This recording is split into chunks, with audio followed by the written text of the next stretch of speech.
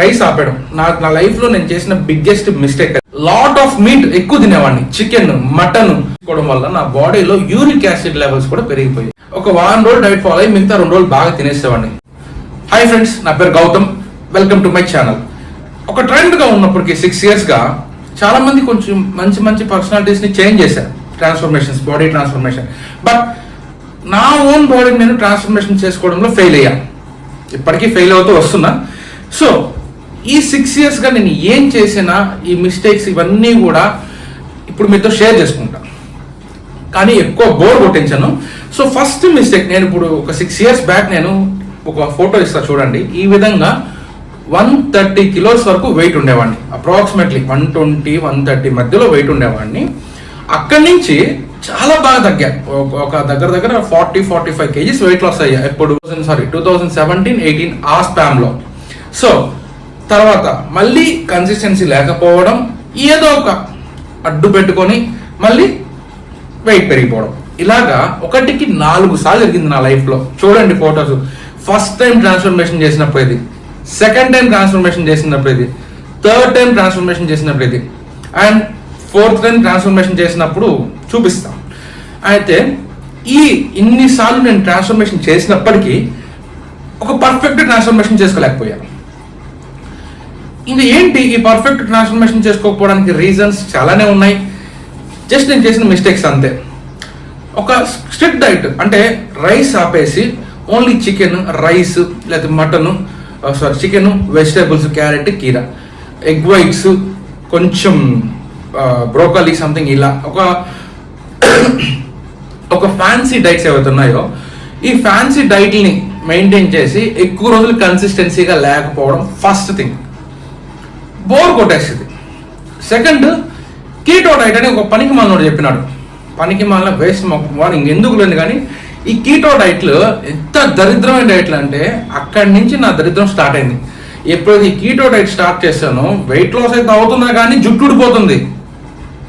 జుట్టు ఊడిపోయిన దాంతోపాటు కంటి కింద నల్ల మచ్చలు, శరీరంలో ఎనర్జీ కోల్పోవడం, ఇలాంటి చాలా. తర్వాత ఇంటర్మినెంట్ ఫాస్టింగ్ మంచిదే. ఒక 12 hours 13 hours ఫాస్టింగ్ సైకిల్ ఉంటుంది, అది ఓకే. కానీ ఈ 18 hours 19 hours ఫాస్టింగ్ చేసేవాడిని. ఆకలి వేసినప్పుడు విపరీతంగా తినేసేవాడిని, దున్నపోతు కంటే దారుణంగా తినేవాడిని. చెప్పాలి, నీకంటే చెప్పుకోవాలి నిజం. కాబట్టి ఇట్లా చేస్తూ వచ్చి ఇన్ని రోజులకి నాకు ఒక 25 ఏళ్ళు వచ్చిన తర్వాత ఒరే బాడీ ట్రాన్స్ఫర్మేషన్ ఇవన్నీ ఈ కథ అంతా వేర్రా, అసలు ఫస్ట్ ట్రాన్స్ఫర్మేషన్ చేయాలంటే ఫస్ట్ మార్చుకోవాల్సింది మన మైండ్ సెట్ రా, మన అలవాట్లు, మన హ్యాబిట్స్ అని తెలుసుకోవడానికి నాకు 25 ఏళ్ళు వచ్చిన తర్వాత అర్థమైంది నాకు. సో ఏ బాడీ ట్రాన్స్ఫర్మేషన్ చేయాలన్నా సరే ముందు మనం చేంజ్ చేసుకోవాల్సింది ఫస్ట్ మన ఆలోచన విధానం, మన హ్యాబిట్స్, మన లైఫ్ స్టైలు, మనం తినే విధానం, వండుకునే విధానం, చేసుకునే విధానం. సో ఇవన్నీ చేంజ్ చేసుకోవాలి. అండ్ ఈ ఎక్స్పీరియన్స్లో నేను కొన్ని తెలుసుకొని అండ్ మళ్ళీ రీసెంట్గా ఒక 100 రోజులు 110 రోజుల క్రితం స్టార్ట్ చేశాను, జస్ట్ షార్ట్స్ రూపంలో, fat to fit transformation journey అనేసి. అయితే ఈ 100 daysలో పర్వాలేదు. సో 100 days, ఒక 110 days ముందు ఈ ఫోటోలో ఉన్నట్టు ఉండేవాడు అనమాట. అప్పుడు ఎంత 123 kgs అక్కడి నుంచి స్టార్ట్ చేశా జర్నీ. ఒక 90-100 daysలో అప్రాక్సిమేట్లీ నేను ఒక 9 kgs 8 kgs, ఇప్పుడు ఎంత 115, అంటే ఒక 8 kgs 7 kgs మధ్యలో నేను వెయిట్ లాస్ అయ్యాను, సమ్ ఫ్యాట్ లాస్ అయ్యా. కొన్ని నా బాడీలో కొంచెం నేను బయట జనాలు కాదు, నేను నోటీస్ చేయగలిగే చేంజెస్ కొన్ని వచ్చాయి. సో అయితే ఈ రెగ్యులర్ కంటెంట్ పోస్ట్ చేయడానికి నాకు కొంచెం టైం సరిపోక, అండ్ నేను ఒక దగ్గర జాబ్ చేస్తూ ఈ యూట్యూబ్ ఛానల్, ఈ ఇన్స్టాగ్రామ్ ఇది మెయింటైన్ చేసేంత ఇది లేక నేను ప్రజెంట్ అక్కడ కూడా మానేసి ఒక ఫుల్ టైం ఇంకా రెగ్యులర్గా వ్లాగ్స్ చేద్దామని చెప్పేసి స్టార్ట్ చేస్తున్నా ఈ జర్నీని. సో ఇప్పుడు నేనేం చేయబోతున్నానంటే, ఇప్పుడు మీ కళ్ళ ముందు ఇదండి ఈ విధంగా ఉన్న నా పర్సనాలిటీ ఏదైతే ఉందో, నేను ఎగ్జాక్ట్లీ ఈ రోజు మార్నింగ్ జిమ్ లో వెయిట్ చూసుకున్నా 115 kgs ఉన్నా, 115 kgs అప్రాక్సిమేట్లీ ఉన్నా. సో 115 kgs ఉంది, నేనేమి పెద్ద ఫిట్గా ఉన్నాను చెప్పట్లా. నా లోపల కూడా చెడు చాలా ఉంది, లోపల కొవ్వు కానీ కొలెస్ట్రాల్ కానీ what ever it maybe. And ఓపెన్గా మీ కళ్ళ ముందు నా బాడీని ట్రాన్స్ఫర్మేషన్ చేయబోతున్నా.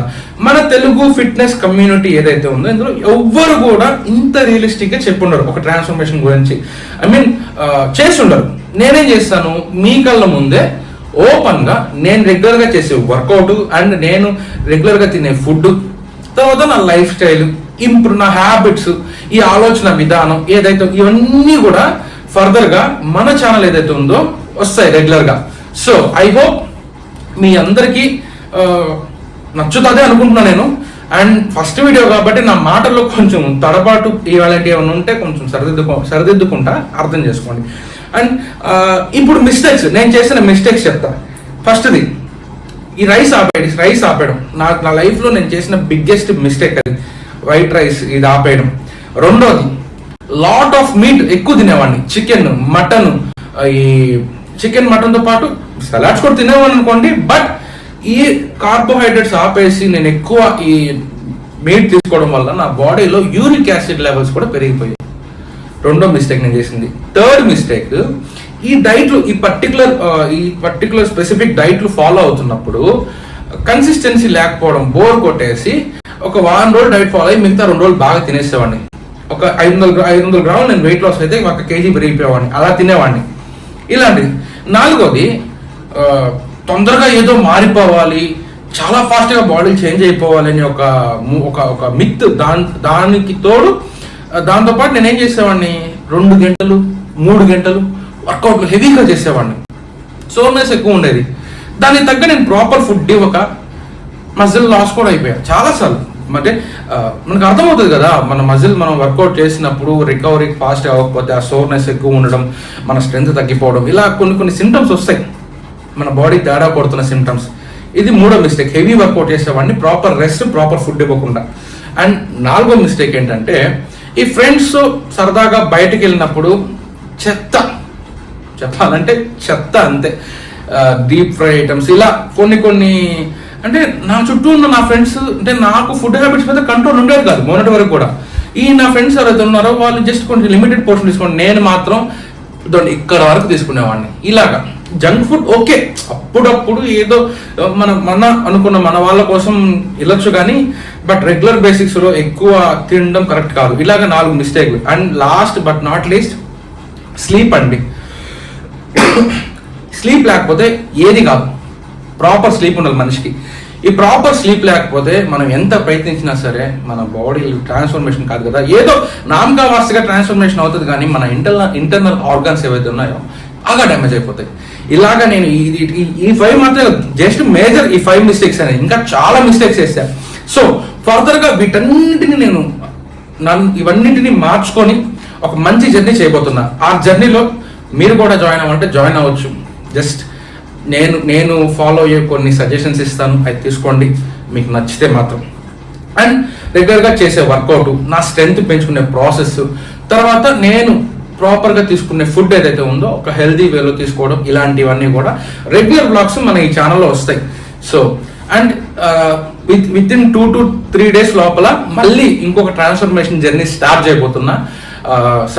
దానికి ఒక ట్యాగ్ లైన్ పెడతా, ఖచ్చితంగా దానికి ఒక ట్యాగ్ లైన్ పెట్టి స్టార్ట్ చేస్తా. ఐ హోప్ ఇన్స్టాగ్రామ్ ఐడి ఈ బయోలో ఇస్తాను, ఒకసారి వెళ్ళి ఇన్స్టాగ్రామ్లో చెక్ చేసేయండి. రెగ్యులర్ కంటెంట్ ఇంకా దాంట్లో ఉంటుంది. యూట్యూబ్లో ఏంటంటే వ్లాగ్స్ వీక్లీ 2 వ్లాగ్స్ చేయడానికి ట్రై చేస్తా. అండ్ రీసెంట్గానే నేను చేస్తున్న జాబ్ క్విట్ చేసి ఒక ఫుల్ టైం ఏదో ఒక కంటెంట్ చేద్దాం అనేసి చేస్తున్న ఈ ప్రయత్నం ఇది. మీ అందరి సపోర్ట్ అయితే చాలా అవసరం. ఈ కంటెంట్ ఖచ్చితంగా మీకు ఉపయోగపడుతుంది అని అనుకుంటున్నా. ఉపయోగపడుతుందని మీకు అనిపిస్తే మాత్రం ఒక లైక్ చేసి కింద కామెంట్ చేయండి. నాకు ఏదైనా సజెషన్, ఈ వీడియో చూస్తున్న వాళ్ళలో ఎవరైనా సీనియర్లు ఉంటే దయచేసి నాకు ఏదైనా ఒక మంచి సజెషన్స్ ఇస్తే 100% నేను దాన్ని తీసుకుంటా. ఇంతటితో వీడియోని ఆఫ్ చేద్దాం. నెక్స్ట్ వీడియోలో మళ్ళీ కలుద్దాం. Until then bye, take care.